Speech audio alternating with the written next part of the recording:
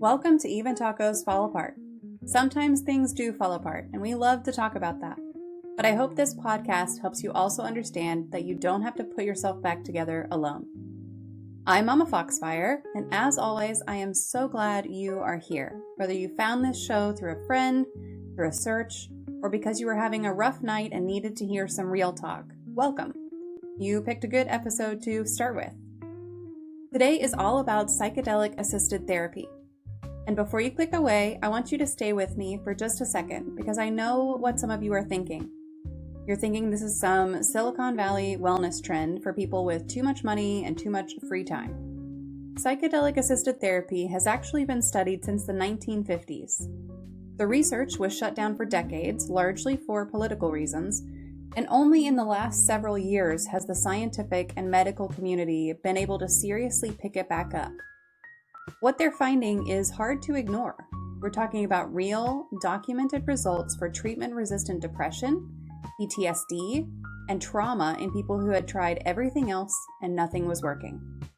This is not fringe stuff anymore. Australia has already moved towards legalization. Other countries are following. The conversation is happening whether we are ready for it or not, so we might as well work to understand it. Here is the short version of how it works. A trained facilitator works with you before, during, and after a session with a substance like MDMA or psilocybin. The before part matters a lot. You're not just handed something and left alone. You go in with intention and you go in with support. The during part, you are not in control of, and that is kind of the point. And the after part, the integration, is where a lot of the actual therapeutic work happens. You sit with a therapist and work through what came up so that it actually changes something in your life moving forward. It's very structured, it's very intentional, and it's facilitated by a trained professional. That is what makes it therapy and not just a trip. It's also not for everyone. There are real medical contraindications. There are real risks if it's not done in a proper setting. And it's still largely underground in the US, which creates its own set of challenges around access and safety. None of that gets glossed over in this conversation. We go into all of it. My guest today, Colleen, has lived all of this firsthand. She did not come to psychedelic-assisted therapy out of curiosity. She came to it because she was suicidal and running out of options.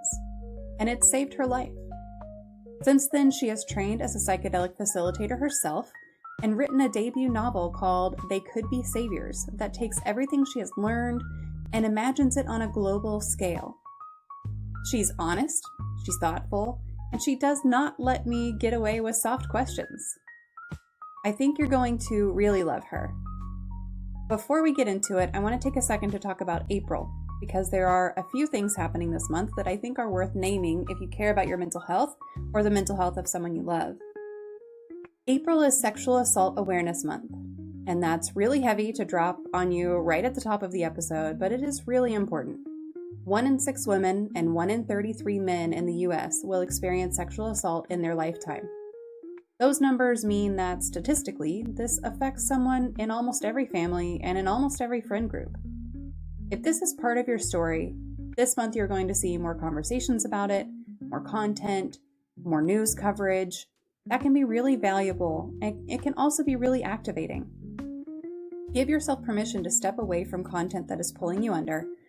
Awareness really does not require you to consume everything. April is also Stress Awareness Month, which feels a little on the nose given everything going on in the news right now. Economic uncertainty, political noise, the general sensation that the ground keeps shifting under your feet. That is a real stressor, and it's okay to name it. If you have been feeling more anxious, more irritable, more exhausted than usual, you're probably not imagining it. Check in with yourself this month. Sleep, movement, getting outside, limiting your doom scrolling. They're not going to cure everything, but they're not nothing either. And if you're in the US, tax season is wrapping up this month, and financial stress is one of the most under-talked about contributors to poor mental health. If money is tight or complicated right now, you are not alone and you are not failing. There are resources out there, and there is no shame in asking for help with that too. Okay, that's enough from me. Let's get into it. Here is my conversation with Diana Colleen on psychedelic-assisted therapy. I hope it opens up something for you. Well, hello, everyone. Welcome to another Mental Health Monday here on Even Tacos Fall Apart. I am super excited to have you here today. As always, we are doing this live so we can get some Q&A from y'all. So if you have any questions, we do have a question queue open. Feel free to type !Q. Follow that with your question, and we will make sure to get that answered for you. And if you're here on YouTube, just stick it in the chat, and we'll make sure to get it from YouTube as well. But today I am joined by Diana Colleen, an award-winning speculative fiction author whose debut novel, They Could Be Saviors, explores psychedelic therapy, which is what we're going to be talking about tonight, climate change, and wealth inequity in really unexpected ways. Diana has lived with chronic pain from ankylosing spondylitis. I hope I said that correctly. You did. Okay, great. Since she was 12. And after decades of trauma, she found herself suicidal in her 40s. Psychedelic-assisted therapy really saved her life. And since then, she's trained as a psychedelic facilitator, written a novel that imagines what could happen if we use these tools for transformation on a much bigger scale. So I'm so glad, Diana, to have you here to talk about your journey and your work. And like I said, y'all, if you have any questions for Diana, feel free to drop those in. We are going to be talking about psychedelic-assisted therapy, and I have some links to share with you if you're looking to connect with Diana anywhere. But Diana, again, thank you so much just for agreeing to be here and for joining me today. Thank you so much for having me. I'm really excited to be here too. So yeah, this is great. Thank you. I always love it when people are excited to be here. That's fantastic. Rose, I see you. Thank you so much for being here. Hopefully, you're having a great start to your week. And anybody else who's here and listening, I hope you're having a great start to your week as well. We do these on Mondays, and that's one of those things that's like Mondays can be a really shitty day, but we're here at the end of Monday to just kind of help you refocus and hopefully get a little bit of learning done at the beginning of your week. So let's jump in here. Diana, what inspired you to start sharing your story through your writing and your speaking? I have to say something at the start of this too. I have menopause brain. That's okay. That's a real thing. It's a valid, yes, valid and real thing. Yes. So sometimes I lose my train of thought, like halfway through saying something, or All if you good. ask me a question, and I'll like deer in headlights. And I feel like I was very prepared for this whole thing. Just like, huh? It's okay. We're all friends here. It's all good. No worries. If you need a pause, take a pause. It's fine. No, like the sharing of my personal story, my trauma story, and that really didn't start until after I wrote the book. I realized that I have a story to share, and the book is kind of a platform for me to do that. And so the book addresses three major themes, but I think my personal story brings people to the book, if that makes sense. Yeah. So it's kind of a symbiotic relationship between my story and the book. So did you start writing the book with the intent to share your story, or were you starting on these other topics and you're just like, you know what, my story goes in here too? Yeah, yeah. I didn't realize that people would care about the author. Yeah. So it was kind of a shock to me that people cared about my story, not just the story I wrote. So yeah, but now I'm becoming more comfortable sharing my personal stuff. It's a very vulnerable place to be, and I'm not really used to that. So Yeah. the more podcasts and stuff that I do, it's getting easier. So I appreciate being on shows like yours where we can talk honestly about this kind of thing, because there is so much stigma, and it's kind of, like I said, it's very vulnerable to share these things with the world. Yeah, it really can be. And it can be really challenging, especially right at first. You asked me earlier how long I've done this for. So I've been sharing my story since 2019, only through the podcast, but by joining other folks on theirs. And at the very beginning, I remember how it was like, wait, am I doing this? What do I even say? Like it gets really weird. You get really weird and in your head about it. The more you do it, though, the more you're going, oh, I have this voice that I need to share. I have this story that I need to get out there, and Yeah. it can help someone. And that's the cool part, is that it's Exactly. like, I could be helping someone right now. So I'm so Yeah. glad that you decided to include your story, because I think that really helps things resonate with a lot of people. Yeah. Yeah. Do you have a favorite book, or a book that you feel like more folks should take the time to read? Oh, definitely. The author who's really influenced my writing the most is Daniel Quinn, and his book Ishmael. That was probably the first book I read as an adult that just made me go, "Holy crap." Like, I have been looking at the world in a completely sort of different way than what the book was writing about, and it made me realize a lot about how society functions and why society is the way it is. One of the things that he talks about is the scarcity mindset. So Ishmael's a novel, but it's kind of like my novel. It really touches on important things. So he talked about the scarcity mindset coming into our consciousness at the exact time when we had abundance. So when we went from hunter gatherers to the agrarian society where we were growing food. We didn't have to worry about where our next meal was coming from. But at that point, we also started locking up food. We locked up the resources, and somebody was in control of that. And people ended up not having enough because somebody else was controlling it.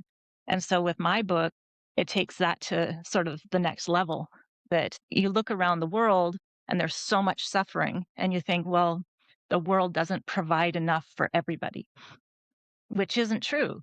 The world is abundant, but all of the wealth is concentrated at the top, and that's what needs to change. Yeah, yeah. I love that. And I feel like there are plenty of books out there that maybe don't have a super central theme that you can pick up on and go, "Oh, this is what I could learn from this book." Sometimes a book is just a book to read and enjoy and whatever, and that's Yeah. fine. Little bit of escapism, but it's always neat to pick up a book and go, "Whoa, this is a Mhm. story, but this story is really resonating with me for this reason," and everything. And I love that you have Yeah. a book that touched you like that. That's fantastic.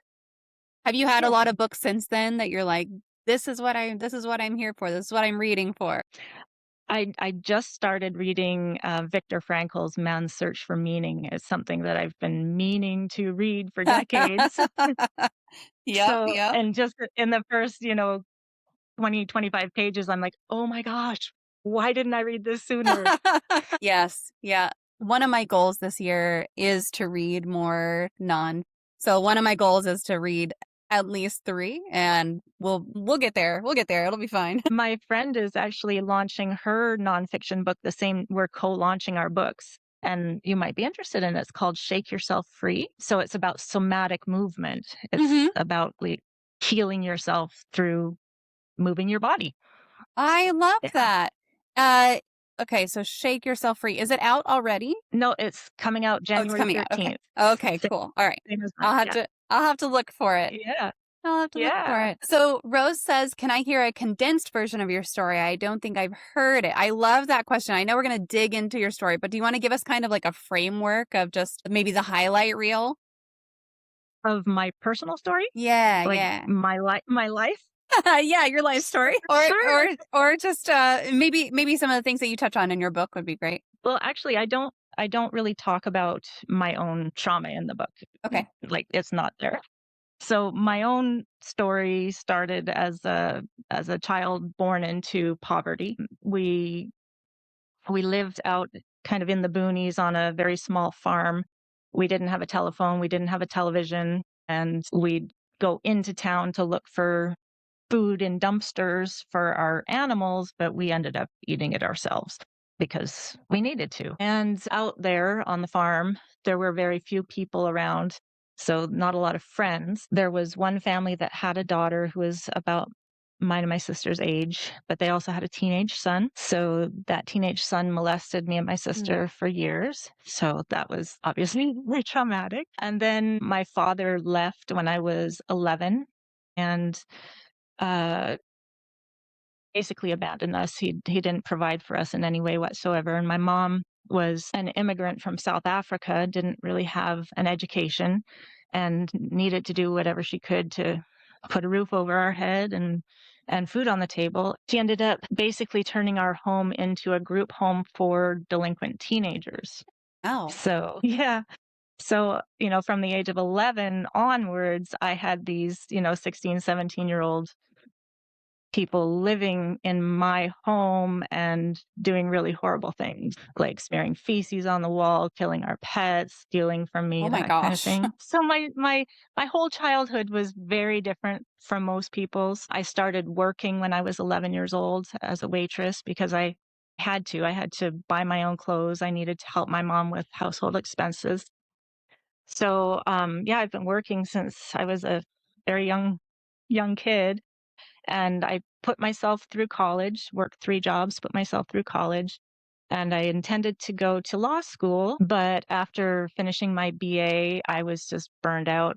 I couldn't even think about going doing more schooling and having to work so hard. So I decided to join the RCMP, which is the Royal Canadian Mounted Police. I'm Canadian. And while I was waiting to get into the RCMP, it was a process. So it took a couple of years. I decided to be a firefighter at a ski resort, and I was sexually assaulted by my boss. Yeah. I was all excited And about the firefighter part. yeah, too. Oh, It was amazing until it wasn't. Yeah. So then when the RCMP found out, they victim blamed me, and they said that I was no longer a good candidate for the police force because I allowed myself to be blackmailed. come on. So that was a huge turning point in my life. I did not know what to do. I just Yeah. like everything that I'd worked towards, that I'd worked so hard for, was just gone. And I packed my cats and whatever I could fit into my car, and I drove to Seattle, and I've been here ever since. I made my life work. For the most part, I just stuffed everything down. I've always been, put on a brave face, don't deal with things, just stuff it down. And in 2018, I couldn't stuff anymore, and everything just came up, and I became suicidal. Mm. And that was really, really scary. But I recognized it, and so I knew that I needed to get help, and I did. I was so fortunate to find an underground psychedelic therapist, and like you said, she saved my life, and the rest is history. and now here we are talking about all this. Yeah. Oh, thank you for doing that. I really appreciate it.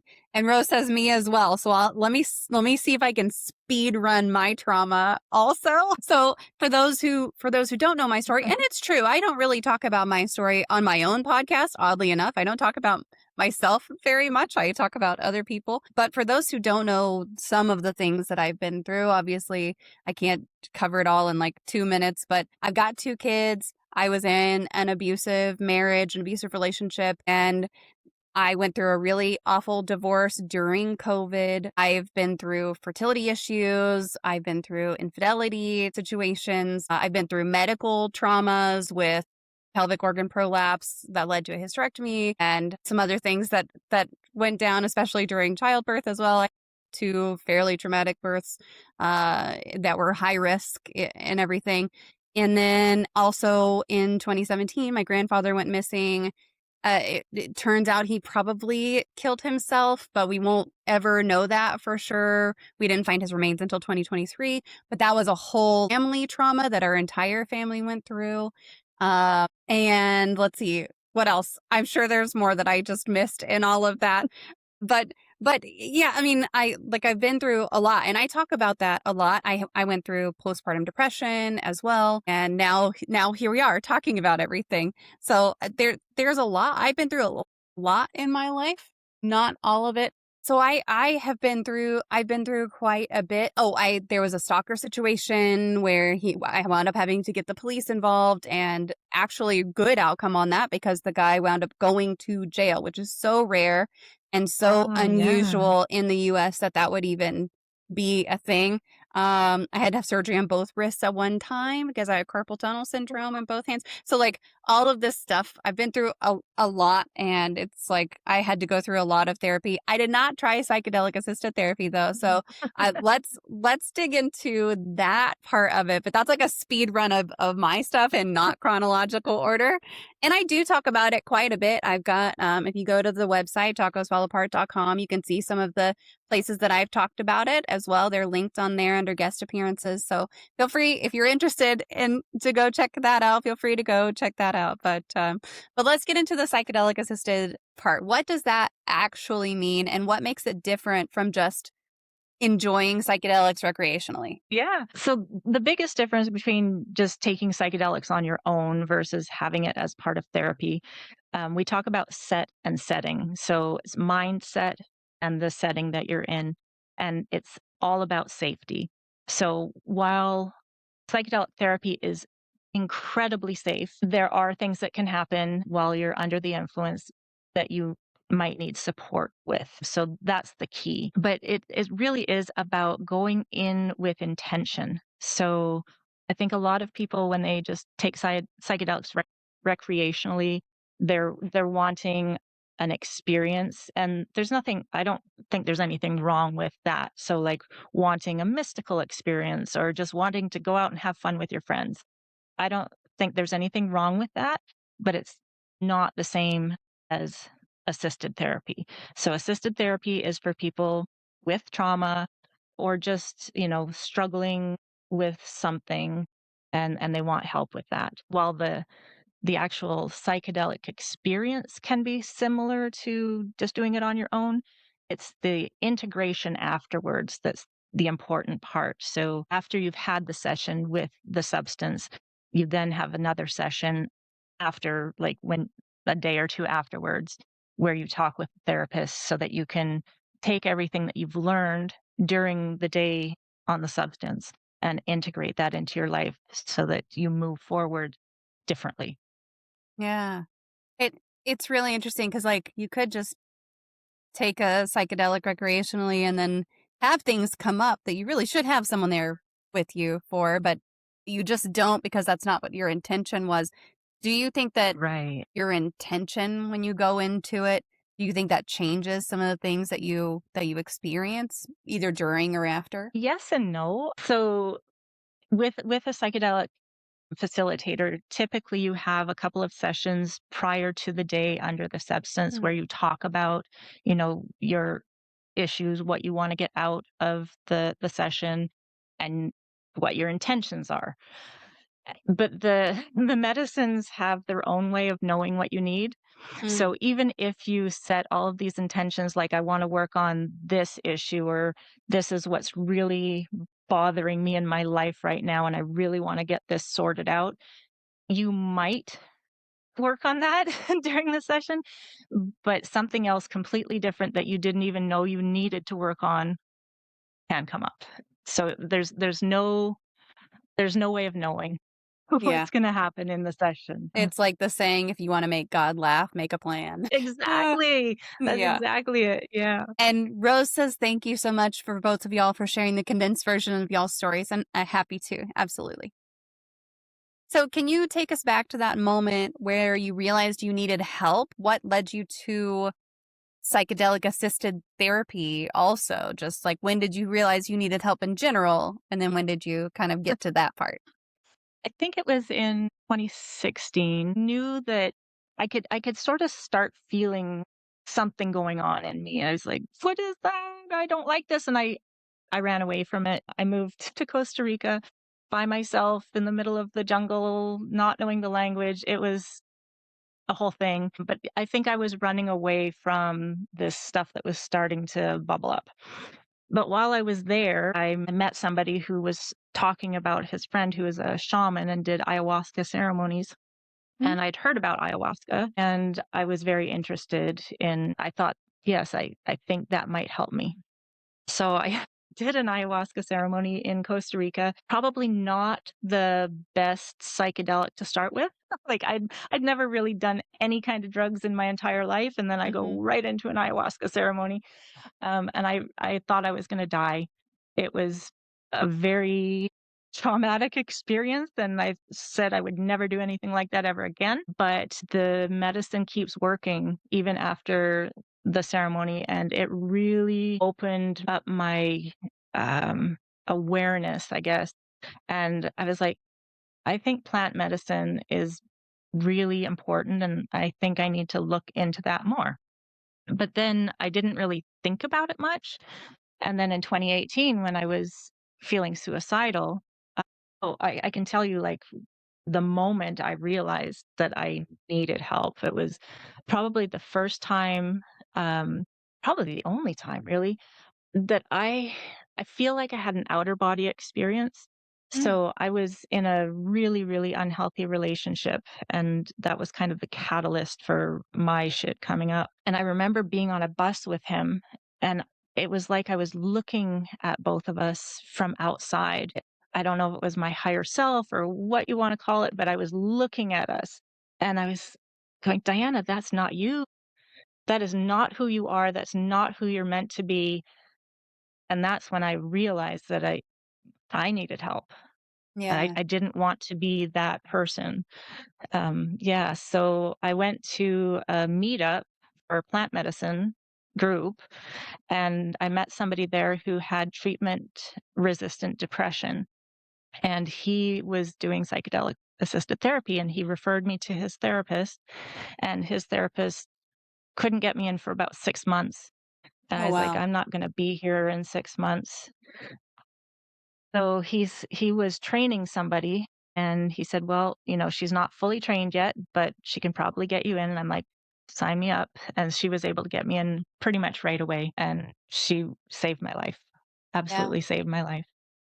Wow. So first of all, like, kudos for even recognizing that that was an immediate need that you needed, and you were like, it's this or I'm done. And then you acted on it. That's fantastic. That's really, really wonderful.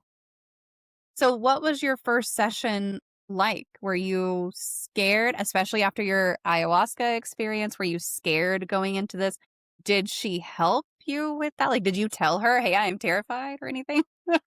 Yeah, so the substance that we used for my first session with her was MDMA, and so she explained to me how different that is from, say, ayahuasca or mushrooms, and just knowing about the substance and sort of what to expect really eased my Yeah. nerves because I was terrified.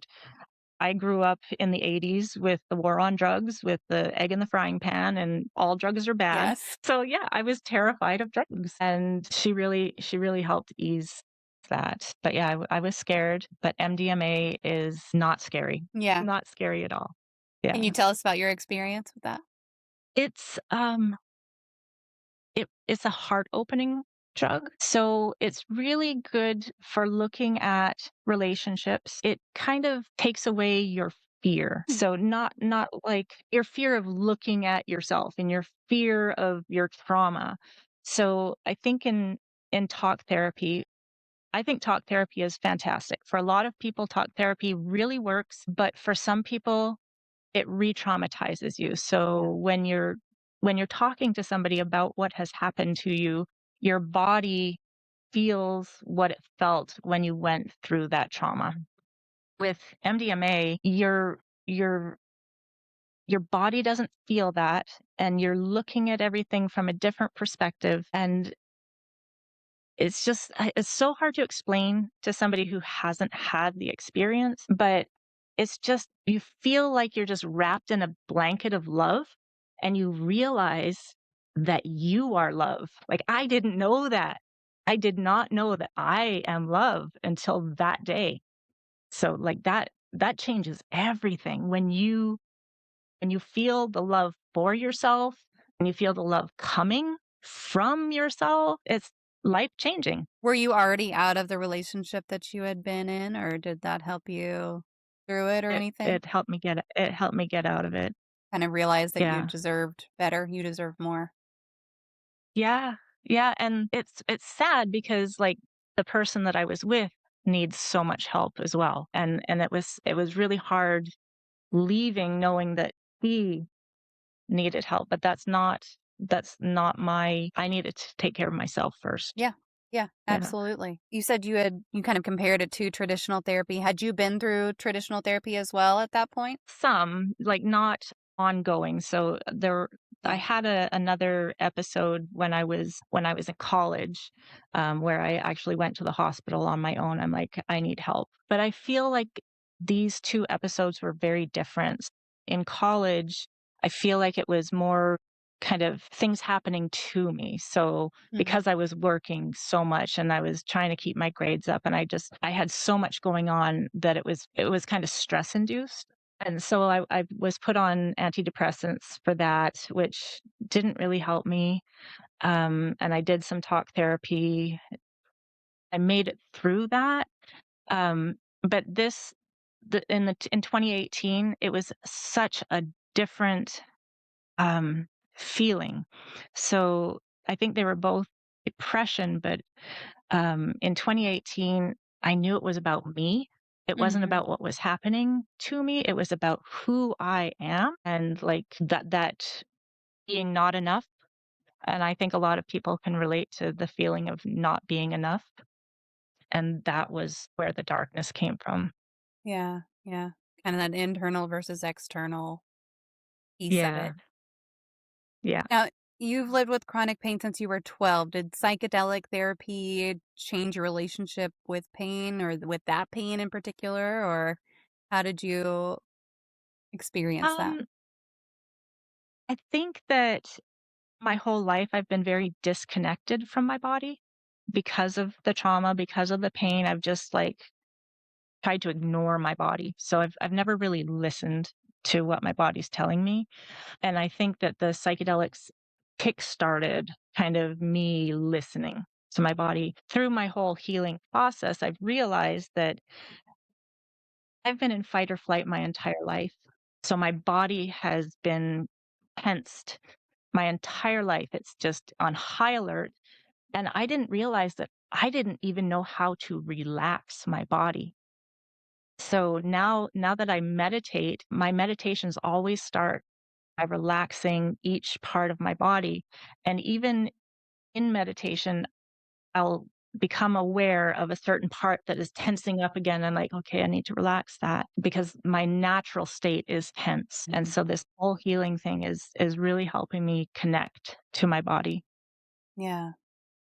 It's interesting that it's the meditation piece that's kind of, like, helping you focus on that. Did you realize that through psychedelics, or was that just something that kind of, like, it's just all hand in hand at that point? Yeah, so the psychedelics have kind of allowed me to see different things that are helpful. So, like, I'm building my toolbox, and there's certain things that I've always been dismissed in the past, like meditation. I'm like, well, I can't meditate.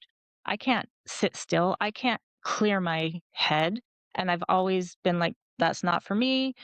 But after psychedelics, I'm like, the psychedelic community is also very I don't know what the word is, menopause brain. Um, like, it's a holistic thing. It's not just psychedelics. It's Mhm. meditation, it's somatics, it's the full is all of you. It's your Yeah. spiritual self, it's your body. So, my spirituality has like I was not a spiritual person at all before any of this. I don't know that I would call myself an atheist before, but like I just I had religious trauma as a child as well. So like that was a whole thing. But since working with psychedelics and working with meditation and all these things, my spirituality is a key part of me. And meditation is I practice it every day. It's part of what I do to keep myself healthy. Yeah. Yeah. You've really just kind of, like, taken it as a these are the things that really well, you said earlier that you were building your toolkit, and these are the things that support you in every aspect of your life. That's wonderful. Yeah. Yeah. Yeah. So, yeah, the psychedelics were the catalyst for all of the other stuff, if that makes sense. Absolutely, it does. Percent. Yeah. Is there anything that surprised you about your own healing journey? Just I guess how much easier life is when you're not Mm. suppressing everything. When you actually deal with your shit, like, you can actually let go of it instead of, Yeah. like, when you don't deal with it, it's always there. You're always dealing with it, even though you're not dealing with it, if that makes sense. Like, Yeah. but if you learn how to actually deal with it and then let it go, your life just improves drastically. Yeah. Otherwise, you're Yeah. carrying it around all the time. Whether you're Yeah. dealing with it or actively thinking about it or not, like, it's there. You're carrying it with you. Yeah. Exactly. Yeah. So life has just become, I mean, I I have a life now that I could never have imagined. My life is amazing. It's amazing right now. I can't Yeah. believe this is my life from where I came from. Yeah. So, yeah, That's awesome. pretty amazing. Yeah. So you had these experiences, a bad experience, a better experience, other experiences as well, or just those two? With psychedelic, Yeah. I have done ayahuasca again. It was not nearly as traumatic. Did it It's went better? actually, yeah, it was, I had a very, very cool experience in that one that will stay with me forever. And the therapist that I initially went to, she put me into a women's group, Hmm. and this women's group is actually, there's a lot of therapists in it. So we journey together about 3 times a year as a group, and that's kind of our therapy together, and that's kind of how I fell into becoming a facilitator. Well, that's a perfect transition. That was gonna be my next question is what made you want to train as a facilitator after your own experiences? I think that it's about access. Like, I want everyone to have access to this type of therapy, and right now, because it's illegal, Yeah. it's very expensive. So all of the therapists, they have to charge an amount that, is sort of takes into account the risk that they're taking. So it's really expensive, and I want to be able to offer it to people who might not be able to afford it. That's my goal. Yeah. Is that worth the risk for you? Yes. Yeah. I just really want to help people, and I really want Yeah. to be an advocate for this type of therapy to get it legalized. I Mm. want this therapy legalized. Yeah. So that's one of my main goals. That's great. Yeah. Is there anything you wish more folks understood about this kind of therapy? I mean, obviously it's illegal, and so I'm sure there are a lot of misconceptions and everything. Anything you would clear up if you could? Yeah, I think that people know that it is illegal, but they don't understand why it's Yeah. illegal, and I think that they think that it's unsafe, that because it's illegal, that it's unsafe, and the government is protecting us. The There were tons of studies done in the 40s, 50s, 60s, showing how effective this type of therapy is. But during the Vietnam War, Nixon saw the hippies enjoying psychedelics, and the counterculture of the war, the protesters, he basically equated psychedelics with social unrest, I guess, Yeah. and just shut everything down. He scheduled all the drugs as Schedule One drugs, which means you can't even study them. So all of the studies were shut down for decades. The entire world followed. Like, Yep. Nixon decided to do this, and then the entire world was like, good idea. So it's only just starting to be studied again. So Mhm. I think Australia has legalized psilocybin. Was it Poland just a few days ago legalized psilocybin for therapy? I think it was Poland. But yeah, so countries are starting to be, hey, we need this. This is really important. There's just so much evidence that it is really, really helpful, especially for things like PTSD and addiction. And can you imagine, like, our war veterans, their suicide rate is like way more than the normal population. If our war veterans could have access to this, it would change everything. And then like the homeless population, a lot of them are addicts, and this could eradicate homelessness if it was legalized and was, um, you know, at a price point that people actually could use it. that it's not just for the elite tech bros. Yeah. Yeah. I love that you say it's not just for the elite tech bros, because one of the things that I always bring up, I always bring this up whenever I talk about psychedelics, is the show. I think it was on Hulu. I don't know if it still is, but Hamilton's Pharmacopoeia. And he comes Oh, off I as, haven't. oh, it's wonderful. It's fantastic. It's this guy. He looks like a rich tech bro, though. He's not. He's actually a researcher and a scientist, but he looks like that kind of person. And it's like, that's the typical kind of person that you think of. No, I highly recommend that show. Not having Okay. done any of this myself. Obviously, I don't have any legs to stand on when it comes to recommending shows, but it's fascinating because he goes to wherever it is that they originated the psychedelic, and he gets to know local culture. He does all these tests on things, and then he experiences it himself as well. Oh, wow. Sometimes in a good way, sometimes it doesn't go as well, and that's part of it. Um, but yeah, it's really fascinating. It's a fascinating show. I hope it's still on. I don't know if it is still on I have to Hulu, look but that up. You said it was Hamilton's cornucopia? Hamilton's Pharmacopoeia. Pharmacorp. Okay. Pharmacopoeia. Let me see if I can. Let's see where it's playing right now. It's on Vice TV, sure. Whatever that is. Never heard of that. It's on Roku. So there's that. Oh, it's on I'll Prime look Video. that. Okay. All right. Oh, I've got that. Yep, there you go. Yeah, but it's a very good. It's a great show. It's entertaining, but also it's very informative because he does go into a lot of what goes into it in the culture. I think is that's the part that I was like, oh, this is fun to watch, even though I have no idea what's going on. It's fun to watch because it goes to he goes to all these different places across the world. It's really cool. Oh, cool. Yeah, I'm definitely gonna look into that. Yeah, Sounds yeah. great. Let me know what you think. If you do watch it, let me know what you think. I think it came out in like 10 years ago. So it's Oh, probably dated wow. by now, Okay. but I want to talk about your novel a little bit because your novel imagines billionaireism as an illness that can be treated. And I think that that's a really cool Mm. concept. It's very bold. Where did that idea come from for you? So I've always thought of billionaires as dragons. I Hmm. think some people Ah, think of that, like sitting on a pile of gold and, yes. you can't touch this. And psychologists have talked about pathological accumulation being, it reflects like unmet psychological needs Right. when you're accumulating and accumulating.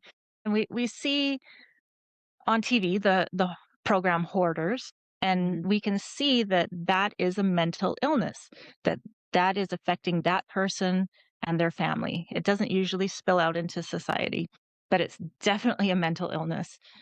Billionaires hoard at such a level that it affects every single one of us on the planet and the planet itself. And as a society, we're talking about billionaires as successful. And I want to flip that narrative to billionaires are mentally ill. And it's not a judgmental thing.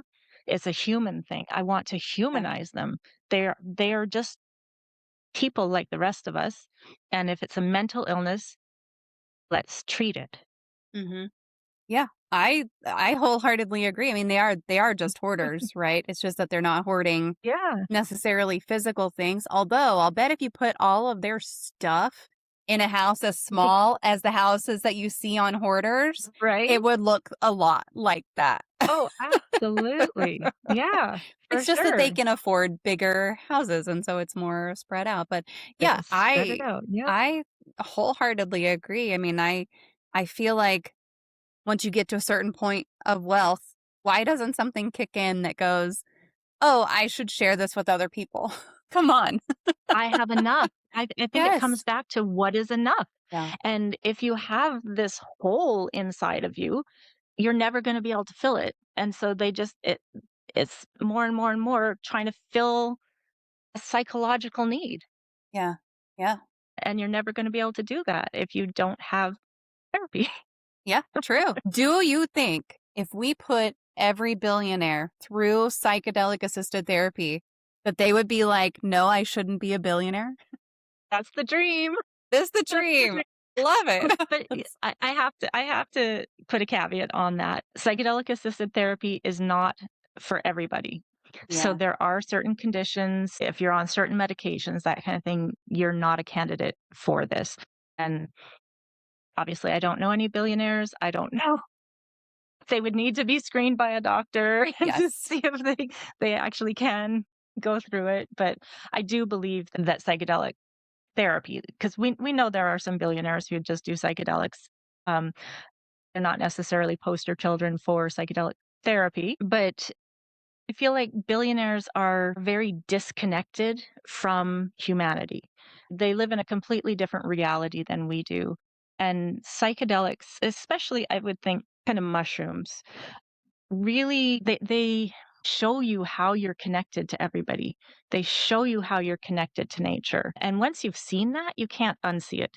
Once Hmm. you feel that connection, you can't unfeel it. So I do believe that billionaires would feel a lot more connected to us and to nature if they had proper therapy. Boy, I think everyone can agree with that statement for sure. You brought up kind of the doctor screening. Did you have to go through a lot of doctor screening? I mean, I would think probably not for the ayahuasca experience, but for the psychedelic assisted therapy piece of it, did you have to go through a lot of like, did you have to find a GP that was willing to screen for that kind of thing? Or was it just go get these things checked and bring me the lab results?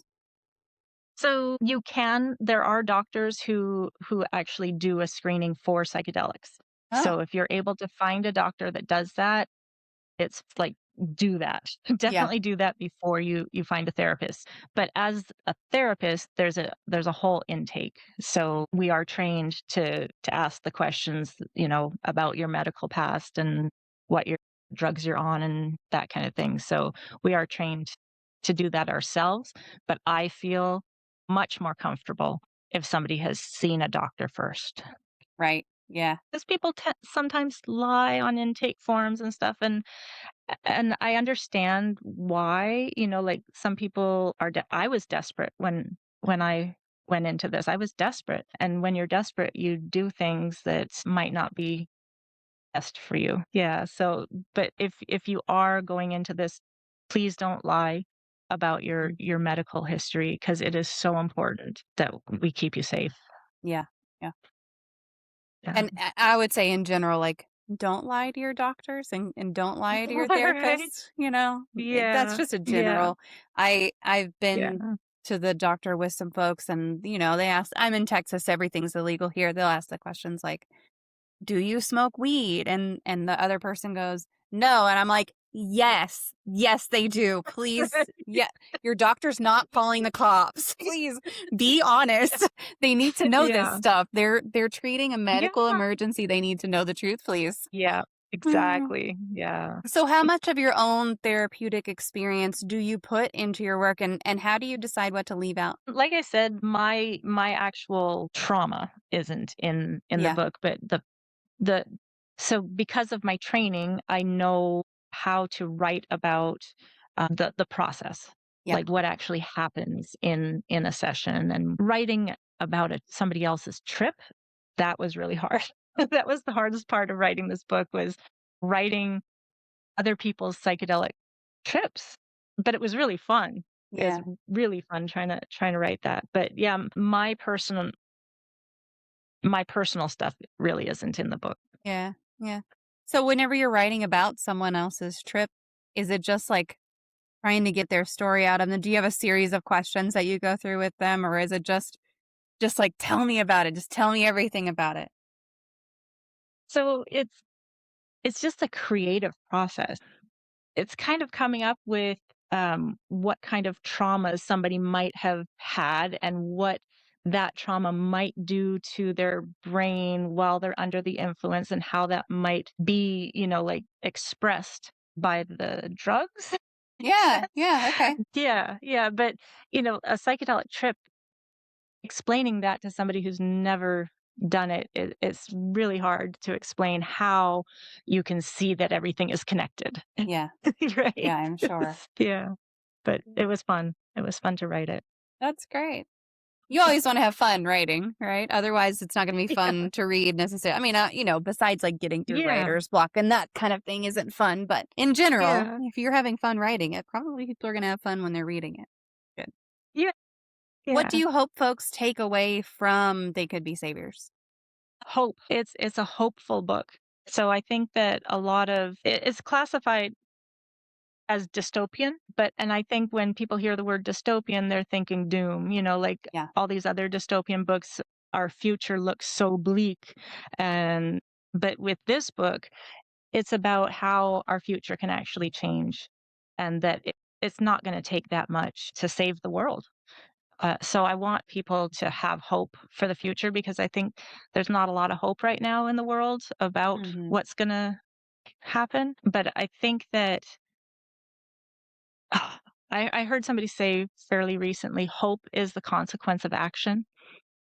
And I think that if more people sort of understood what that means, the world would change. So just having hope and doing something to sort of create more hope for yourself and for the world is really important. And for me, writing the book was hopeful for me. Yeah. You mentioned earlier that you hope that psychedelics become legal and get their status changed, and that is happening a little bit. So where do you see psychedelic therapy heading? What excites you and what concerns you? Think my biggest concern is that big pharma takes over and screws everything up. Yeah. Yeah, it's gonna be all about the money, and that's terrifying. And, like with mushrooms, it's illegal to go out in the forest and pick a mushroom and a psychedelic mushroom and eat it. I think that's ridiculous. And I think that if big pharma gets involved, that's gonna be even, like, more so. And I'm concerned that the people who have been working so hard towards legalization, like people like me who have been working in the field, who may not have the exact training that is going to be required when it is legalized, then what do they do? I guess go through more training and stuff. But I think that's a concern. But overall, I am really excited that people are starting to take notice of this and that it will be legalized in my lifetime. I know that in my heart, and that's really exciting because it will change the world.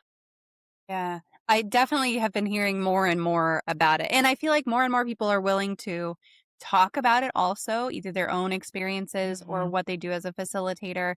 And it's really interesting to see that increase because just since I started doing these mental health conversations, what, 6 years ago, 7 years ago now, it's like that change has happened. And to see such a big change in that short amount of time is really, it really does give you a little bit of hope of things are going in the Yeah, right direction. That's wonderful. yeah, yeah. For someone who's listening right now, maybe they're struggling, maybe they're curious about this path, what would you want them to know? It's not a magic bullet. Yes, it can absolutely change your life, but you still have to do the work. So it's kind of like taking a bandage off, like you can rip it and have like a lot of pain and then be done with it, or you can like slowly pull it and it's like slightly painful for a long time. For me, I feel like psychedelic therapy was like ripping off the bandage. So it was really painful and it was a lot of work, but it was so much payoff in a shorter amount of time than other ways of dealing with stuff. Yeah. So you still have to go through the what did the Marines say? Embrace the suck? Sounds like the Marines. Yeah. Yeah. I mean, you still have work to do. You still have to go through and Yeah, do things yourself. There's no magic bullet. There's no magic pill. There's no yeah, magic anything. Magic bullet's yeah, probably a poor choice of words there, but it's fine. yeah. So we are coming up on the last few questions. So folks who are here live with us, if you have any questions, make sure that you go ahead and get those in so we can talk about them while we're here. But Bite Mark sent a question ahead of time. She would like to know, what is your favorite poem? Favorite poem. I don't typically read poetry, but I think song lyrics are really important, and that's kind of poetry. I would say one of my favorite artists is Andy Grammer, and a lot of his songs are just like if you read the lyrics to them, they make you cry.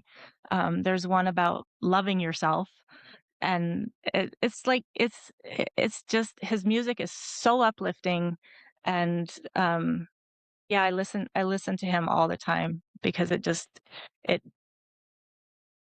it's kind of therapeutic, like if I'm in a bad mood and I put in his music, it just elevates me. So, yeah. That's great. And I don't know music, if that really answered the I question, but mean, no, I think it for sure does, because music is so, it can really help set your mood and set your, we were talking about intention setting earlier, like it can help set your intentions and it can help you focus. It can help you with so many things. We've done Mhm. whole episodes on music and mental health. So for, Nice. for Yeah. sure. Yeah, it can have a huge impact on Yeah, you. definitely. Yeah. What is your favorite life hack? I was struggling. There's a couple, but I think one that really starts every day on a positive note is instead of having an alarm, meh, meh, meh, meh, I I have my alarm as a song. It's called Good Morning by I think it's Max Frost, and it's just so, like, uplifting, and it's like, "The rest of my life starts today," is one of the lyrics. So it's like, it just starts your day on that note, and it's just amazing how different it is to Yeah, yeah. I mean, listen, alarms can be really annoying. I was talking about the wake up song with my kids. That's really annoying for them. Not for me. I think it's hilarious. It's a mood booster for me to do it to them. Well, it is time for the magic moment of the stream. If you could wave a magic wand and eliminate one common opinion or misconception surrounding mental illness, disabilities, or talking about mental health, what would it be? the misconception that depression is sadness or grief. Mm, So sadness is an emotion and depression is a state. So sadness can lead to depression, but you can when you're depressed, it doesn't mean you're constantly sad. It's a state of being. I know that when I was in it, I just felt so disconnected from my life and the world, and it didn't have anything to do with being sad. yeah.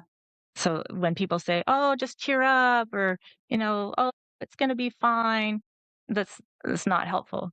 Yeah. It's really, it really truly is something that's not, it's not something you can control either. It's not something you can just snap out of, or yeah. Yeah. No, I totally agree with that one for sure. So Tiv has a question in here. You mentioned you go on group ayahuasca therapy every few months. Is this something you look forward to, or is it just something that has to be done to continue your own therapy? Well, it's not ayahuasca. I've only done ayahuasca twice in my life. So the group things that we do, we're usually there for 2 or 3 days, so it's like a retreat. So we'll start with MDMA for one night or one day, and then next day we'll do psilocybin, and then if we're there for 3 days, the third day is the integration day. And I still, I don't say that I get scared, but you definitely have to prepare yourself for it. It's really hard on your body for one thing. Like MDMA is really hard on your body. You can't do it very often. Uh, and it takes me probably a week to recover from MDMA.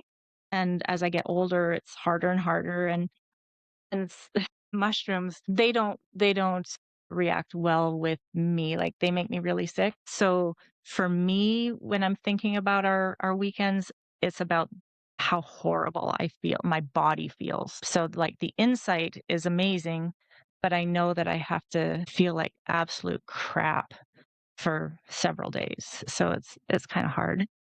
Interesting. And so is this something that you think you'll do forever? Like getting together a few times a year and feeling like absolute crap for a week, or just to have these insights? Or do you think you'll eventually get down to like once a year, or Yeah, I've started telling my friends that I'm gonna sit. So, like, in the past, we haven't had somebody holding the space. We've all been under the influence, which isn't the safest either. Like, it yeah. makes sense to have somebody who's not under the influence to keep the group safe.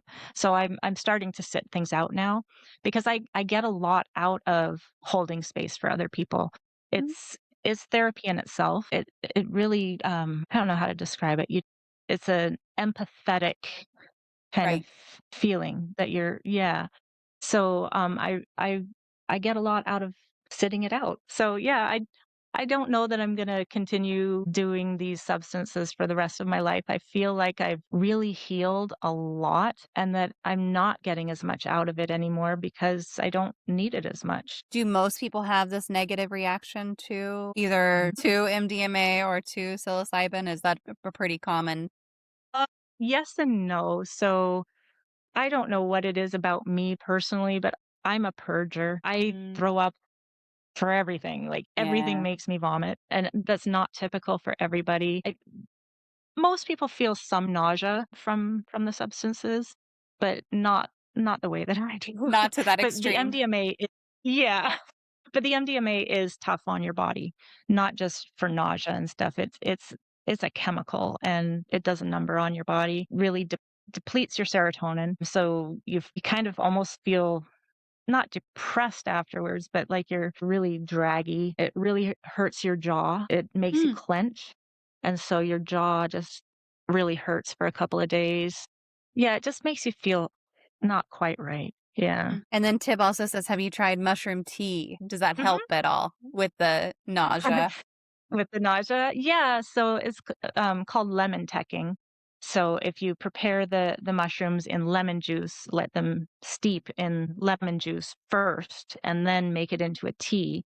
It definitely helps. It Oh, breaks down the psilocybin into psilocin, which is what your body typically does. So it does that for you.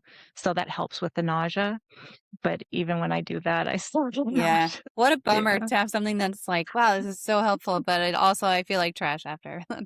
That's unfortunate. Yeah. Well, I really appreciate you sharing your story with us and sharing some of these things that hopefully will help some folks who are maybe on the fence about this and help them find the right kind of facilitator for their own experience. But if you guys are looking to connect with Diana, I've got links for you. I'm going to post those one more time. And Diana, while I'm doing that, I'm going to turn the floor over to you. If there's anything we didn't talk about, anything you want to give a reference for or promote or anything like that, I'll just Sure. hand the mic to you. I'll promote my book, They Could Be Saviors. If you are in a book club, if at least 5 members of your book club purchase the book, I would love to come to your meeting via Zoom, or if you're in the Seattle area, I'll come in person. You can just contact me at my email, which is hello@dianacolleenauthor.com, and we can set that up because I love meeting my readers. I think it's really fun. Oh, that's an awesome offer. That's fantastic. Well, y'all make sure that you reach out, and if you do say hi, make sure that you say hi publicly. If you do read the book, make sure you give it a great review.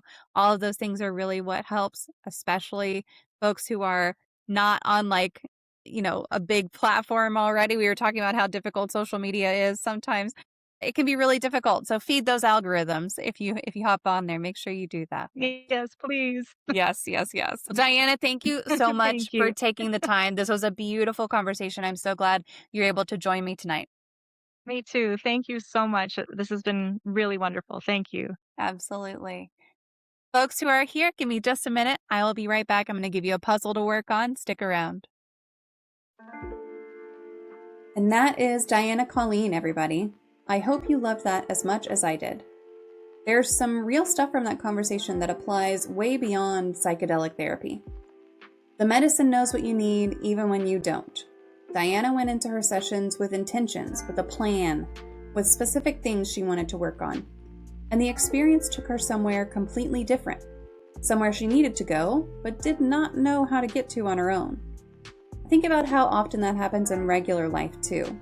You go into a hard conversation, a new relationship, a crisis, thinking you know what the lesson is going to be, and then something else entirely cracks open. That is how healing tends to work. It's rarely linear, and it's rarely what you planned.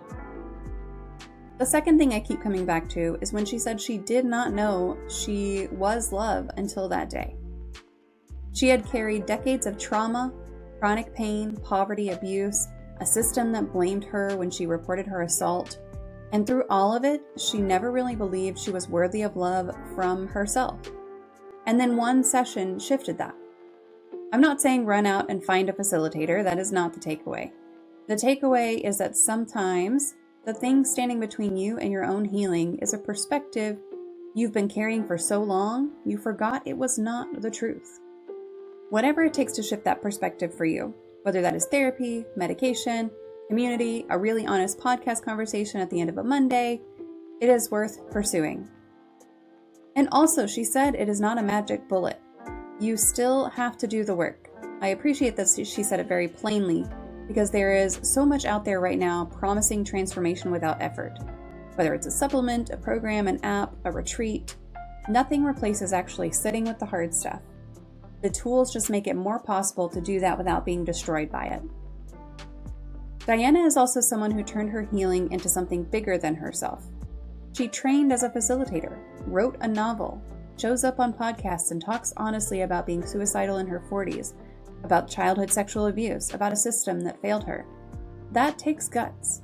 And I think it matters that she's doing it, because the more people that hear stories like hers, the less alone they feel in their own. If today's episode resonated with you and you want to connect with Diana, check the show notes. There's a link in there you can check out. We'll take you to her book club, all the things that you can connect with her, all the ways you can find her. All you need is 5 members who've read the book if you're in a book club, and she is offered to come to your book club if you are in the Seattle area in person, or on Zoom if you're not. That's a pretty cool offer. So check out the link in the show notes. It's got ways to connect with her.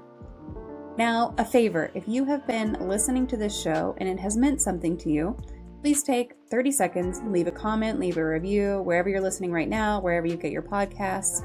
I know every show says that, but I'm going to tell you why it actually matters. Reviews and comments are how other people who need this content find it. Someone out there is having a terrible day and searching for something real to listen to. And a review from you is part of what gets them there. So if this show has ever made you feel less alone, please pass that forward. Subscribe if you haven't already. We do these live conversations every Monday. The podcast comes out every Tuesday, new YouTube video every Thursday. And we cover a lot of ground: mental health, trauma, disability, grief, all of it, with guests who have actually lived it and are willing to talk honestly about that. And if you want to stay connected between episodes, go to tacosfallapart.com. Come find the Discord community. Find ways to connect with me, MommaFoxFire, on all socials. That link is in the show notes. Go check it out. Thank you to Diana for being so open. Thank you to everyone who was here live and dropped questions in the chat. And thank you right now listening. Thanks for being here. Thanks for listening. And remember, we're all just trying to hold it together. Even tacos fall apart.